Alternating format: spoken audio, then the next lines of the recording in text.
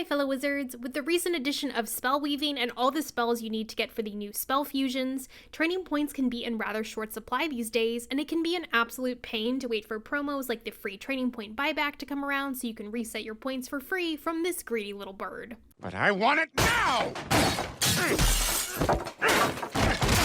So today I'm here with my max training point guide so you can get every single training point available and hopefully never run out again. And I even have a method for saving you a bunch of extra points through the use of spellements, so stay tuned for some advanced tips at the end. Okay, so to begin, let's talk about all the different sources for training points in the game. At the current max level of 170, you can get a whopping 72 training points across all the different methods I'm going to talk about, which is pretty insane and should be more than enough to meet your needs. Unless you feel the unhinged urge to go all in on the moon school spells or something, at which point Bartleby save you. Now, one of the easiest, most passive ways to earn training points is simply by leveling up, and you actually get 35 points just by questing and making it to 170. Basically, for levels 1 through 20, you earn a training point every 4 levels, so you should have 5 total by level 20.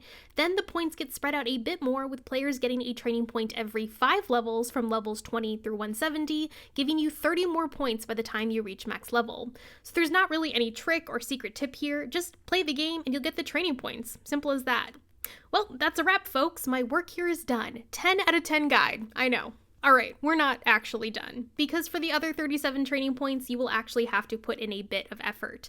First, we need to have a chat with our good friends, Prospector Zeke and Eloise Merriweather.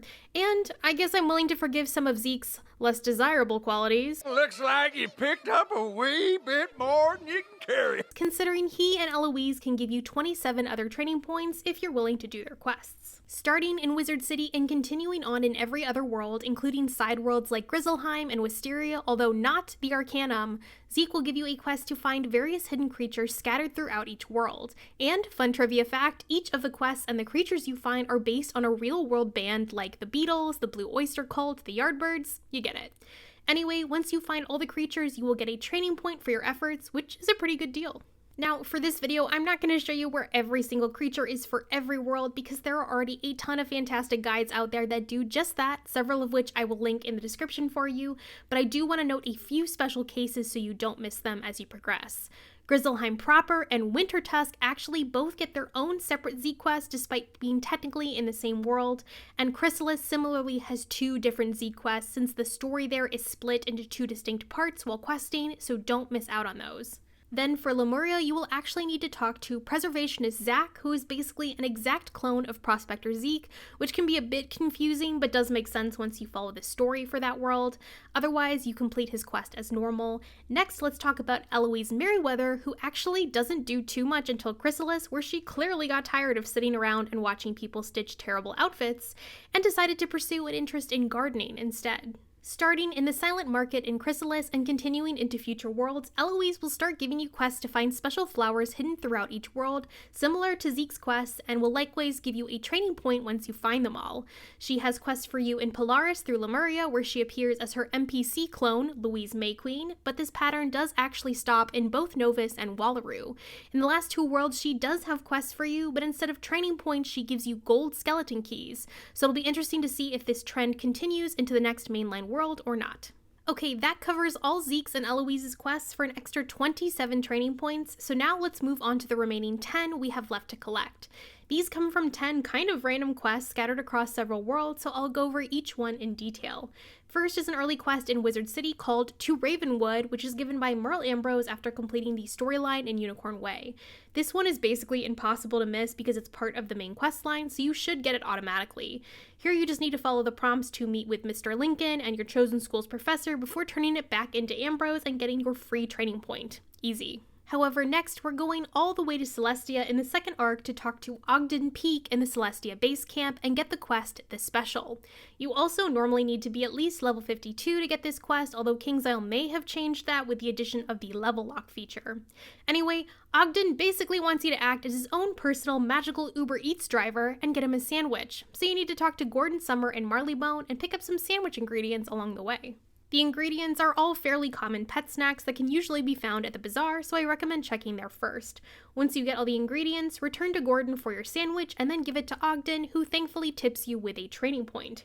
However, he's not done making you run silly errands because he also has the quest Me and My Arrow starting at level 54. Now he wants you to get his dog back in Marleybone a present. And yes, the fact that the sentient humanoid dog character owns a pet dog does present a whole bunch of other horrifying implications.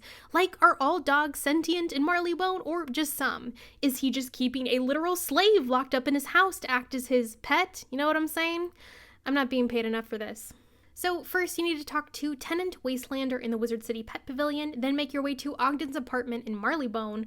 There you'll hear a vicious barking noise, and Sir Reginald Baxby tells you not to go in because there's a wild animal inside. Again, I have many questions, none of which I really want the answer to. Once you deliver the collar, return to Ogden for your training point, and just try to forget everything you've seen. And because he clearly enjoys having you as a personal servant, Ogden has one more quest for you starting at level 56 called Time for Tea. He now wants you to craft him a tea set, and you can buy the recipe from Torald Wayfinder in Northgard of Grizzleheim. You'll then need to get all the reagents. You can buy the 5 reshuffle treasure cards from Harold Argylston in the Wizard City Library, amethyst can be bought from Elmer Meadowgrass in Old Town, and shadow oil and glass vials are sold by Arquidus in Celestia Base Camp. Fossils are rare harvests from stone blocks, which can be found in large amounts in worlds like Krakatopia and Dragonspire, and you can also transmute them from 15 stone block with a recipe which can be bought from Avery Templeton in Celestia Base Camp. Finally, red mandrake used to be plentiful across early worlds, but in recent updates was changed to appear only in later worlds, so a good spot to look is now the floating land area of Celestia, or throughout Khrysalis and Azteca if you're a higher level. You can also transmute red mandrake with mistwood and deep mushrooms with another recipe from Avery Templeton. Once you have the ingredients, you can craft the tea set using a housing crafting station which you can buy from Aubert Quickhammer in the shopping district of Wizard City and place in your house to use. Note that you also need to have at least the Adept Crafter badge, which is earned by completing the crafting quest through Mushu. After all that work, give the tea set to Ogden and get your final training point from him. Moving on, we're now headed to Zafaria for 2 quests from Inyanga Whitestripes. To get both training point quests, you will need to have completed some of the main storyline, including accessing the Drum Jungle and reaching level 63 to get a few pre-quests, including the Staff of Solomon, before we finally get the quest we actually want called Mane of Terror. Basically, as you progress through Zafaria, keep checking in with Inyanga and complete any quests he gives you to ensure you'll eventually get the one you need. You can also periodically click the Find Quests option in your spellbook to check if he has something for you. Upon getting the Mane of Terror quest, you'll need to go to Blackmane's cave in the savannah and defeat Amra Blackmane, a fire boss with 5,070 health, and release Solomon K9 from the cage before returning to Inyanga for your training point. You'll then get a follow-up quest called Professor Who, where you'll need to defeat gorilla spider witches in the Drum Jungle and collect a cosmic caliper before again returning to Inyanga to get the quest Relative Dimensions. Finally, you'll need to go to Marleybone and talk to the professor in Regent Square before returning and getting your training point. Shifting over to Avalon, we get another 3 training point quests from Francis Lux. The first quest, called Uncut History, requires you to complete several pre-quests before you can access it. First, you'll need to complete the main storyline until you do some quests for Fianna of Yellowknife in the High Road and turn them into Sir Pike del Lago in Caliburn. You'll then be able to chat with Francis Luck in Abbey Road and get his quest From Whole Cloth, which requires you to find all the tapestries scattered throughout Avalon. And I'll link another guide in the description to where all those tapestries are located, because clearly we didn't have enough searching to do already for Zeke's quests.